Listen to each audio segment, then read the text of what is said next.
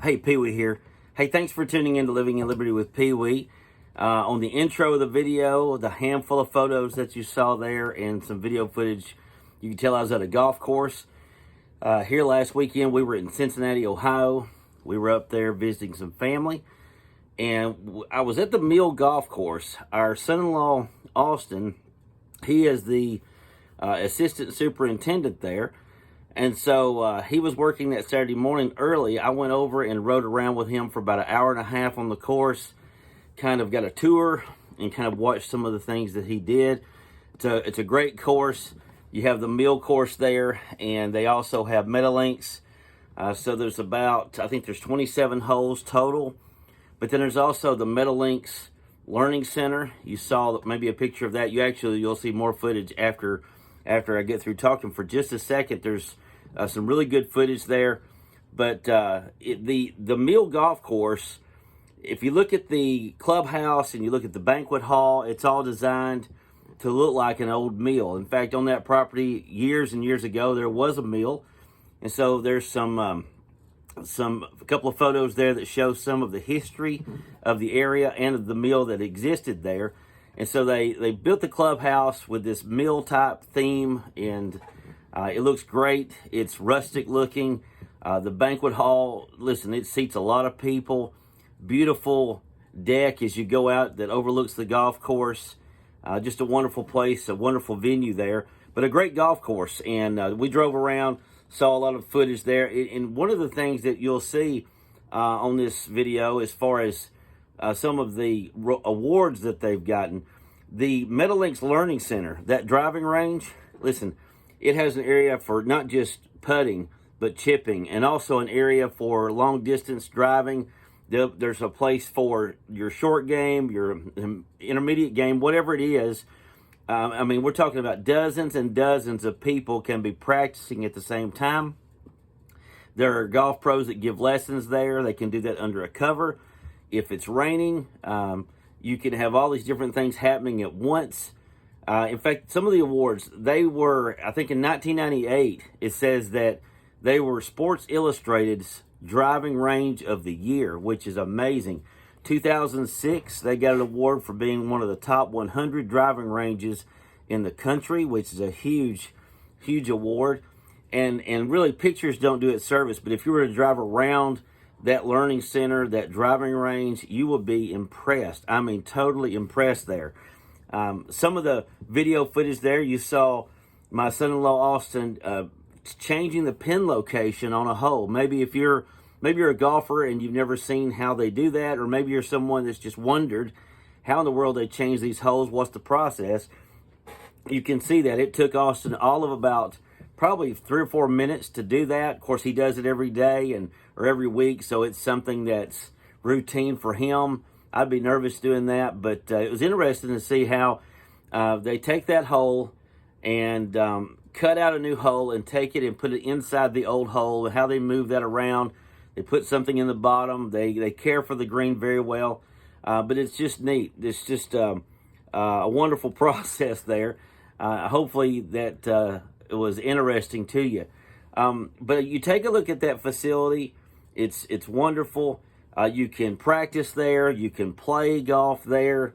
You can work on your game. There's a lot that they offer. Well, I think about our walk with God. And our walk with God's kind of like that. Listen, there's a lot of practicing the faith. There's a lot of learning as we go. Certainly there's a learning aspect.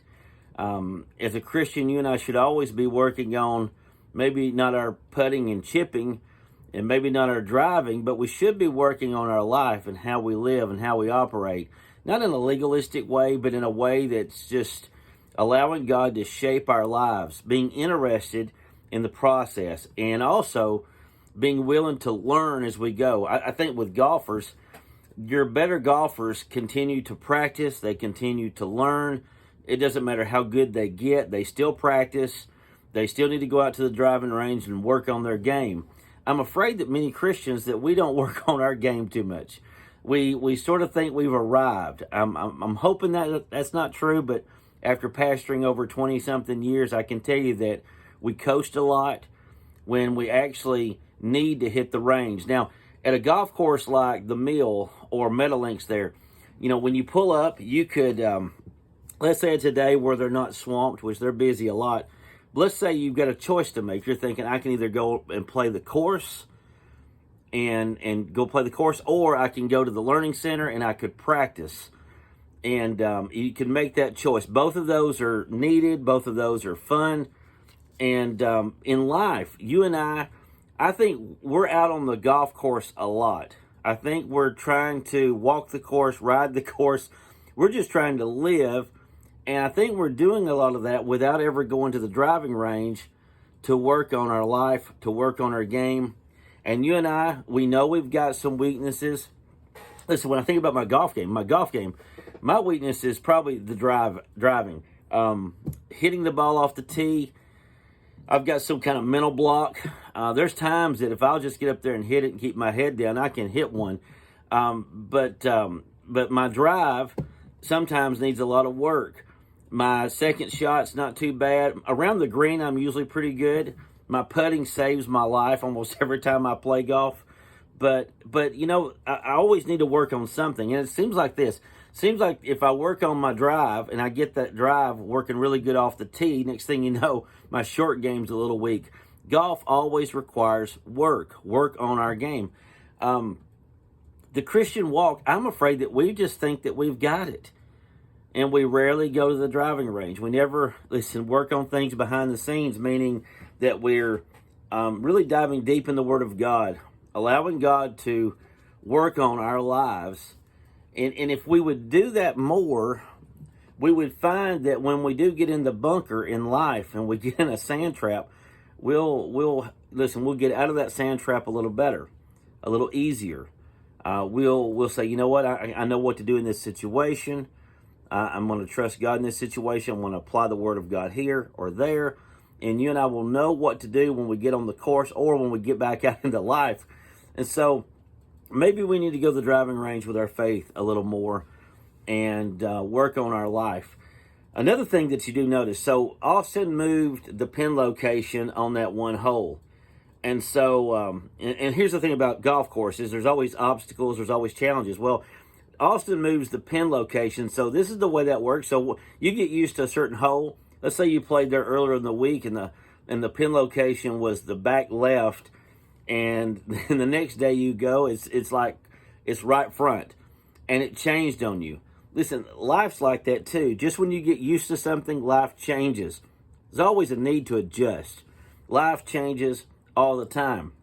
But then there's also other obstacles and dangers. Now on the footage you're going to see here in just a minute, you're going to see that there's some mole activity. I think as Austin and I went past one of the other workers, he said, hey, listen, on the tee box on 14, there's some mole activity.